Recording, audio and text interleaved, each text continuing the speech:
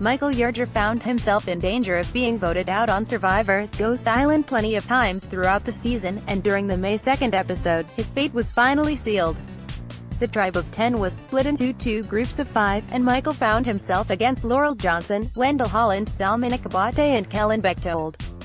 This left him on the bottom of the totem pole once again, as Wendell, Dom and Kellyn were all aligned from the original Naviti tribe, while Laurel had a secret alliance with Dom and Wendell. To try and keep the votes off himself, Michael told Kellyn and Laurel that he had a hidden immunity idol that he'd be playing at Tribal that night.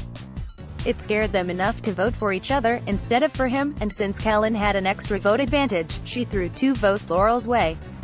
With Dom and Wendell keeping their votes on Michael, that meant a 2-2 tie between the 18-year-old and Laurel at Tribal. Dom, Wendell and Kellyn got to revote, sending Michael home on day 29. We caught up with him exclusively after the elimination. Aside from pretending to have an idol, was there anything else you were doing to scramble at camp that last day? That's the thing. Obviously, one of my major plays that Tribal was bluffing that I had an idol, so I was really trying to do the opposite. I didn't want to scramble. I wanted to have the physicality of a confident person, and I wanted to not really have people perceive me any differently.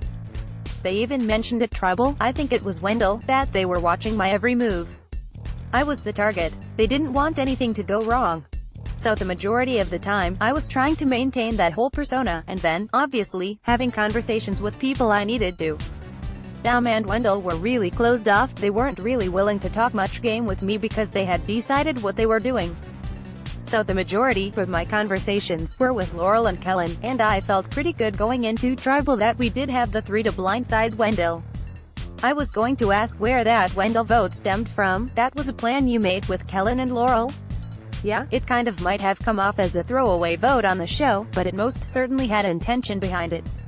I did have those conversations, and we collectively agreed that it was time to get Wendell out of this game, that he and Dom had too much power and too many idols. I thought they were fully on board for it, so I had nothing to lose. I had already voted for Wendell a couple of times. So that was the reason my vote went that way. It definitely sucks to know that if I just voted for Laurel, I wouldn't have gone home. You said you wanted to lay low at camp and act confident, so did that stop you from looking for an immunity idol before Tribal? It definitely prevented me from going and looking. Who's going to think I had one if I'm looking? But honestly, I didn't think there would be an idol out there. I thought there'd be one idol to regenerate, which is the one Donathan found, so I was not under the impression that there was something out there to find. I was just trying to come to terms with Kellyn and Laurel. It sucks to know that there was something out there, but that's just how the game goes. There's so much unknown and mystery, and that's what makes it so big and complex and fun. It seemed like Wendell and Laurel's relationship was very DL, we're aware of how close they were. It definitely was, on the DL. I think Laurel did a great job of playing herself down. I think she was very much being controlled, but that being said, she did a good job of talking to me, Jenna, Donathan, or whoever it was, being like, oh, we're still Malolo, we're on the bottom, we're hopeless. So kudos to her for that. Because she did kind of take the target off her back as Wendell's sidekick or apprentice, or whatever you want to call it. So they were definitely behind the scenes and under the radar. The conversations they had in plain sight were friendly, just 2 people getting along as humans, but not really in the game. You were on the bottom so often, but who are you closely aligned with? Me and Jenna, from the get-go, clicked instantly. We had always been allies, but it never really came through on the show because it never was important. We never pulled out a big move together. Our votes never really went anywhere. She was my biggest ally, though. Kellyn, I played most of the game with and was very close to her. Dom and Wendell, I got along with them great. I built a great relationship with them out there, but from a game standpoint, there wasn't a whole lot there. Jenna and Kellyn were my best bets. Chelsea, Sebastian, and Angela to a certain extent were Dom and Wendell's pawns. I'm not trying to be rude, but they were very controlled. Do you think there was anything you could have done differently, or was it just bad Survivor luck? I'm definitely not one of those people to blame things on luck and fate. I totally played a part in my lack of success.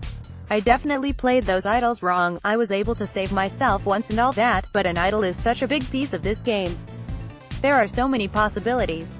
So for me to have 2 and not really pull off a big blindside like I wanted to was hard. I beat myself up about it all day and think about different conversations and lies and whatever I could have done to have a different turnout, but it's just so hard to make those calls. I would have definitely thought things through differently, but again, hindsight is 20/20 and it's so hard. Did anyone know your real age and how did people react when they found out? Nobody on the show knew my age. The first time anyone found out my real age was at Ponderosa when I told Libby and Jenna.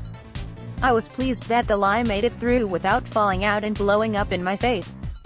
Obviously, it would be a hard decision to know what decision to make if I made it further in the game, whether or not to tell people to try and buy respect. That's a hard call and all based on the jury and feeling of the group. The responses and reactions were hilarious. It was a very good response. I was proud of myself for the game one played.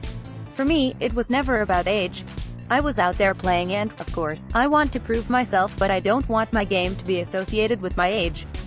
I don't want people to say, you played a great game for an 18-year-old. I want to play a great game and not have age be a factor in it. That's why I wanted to plot that initially and have there be no preconceived notions about it. Would you play again? I would love to get back out there. From a fan standpoint, I love seeing new players. I think new faces are fantastic and it just adds a new dimension to the game. But if they're looking to do a returning thing at some point, I would be honored and pleased.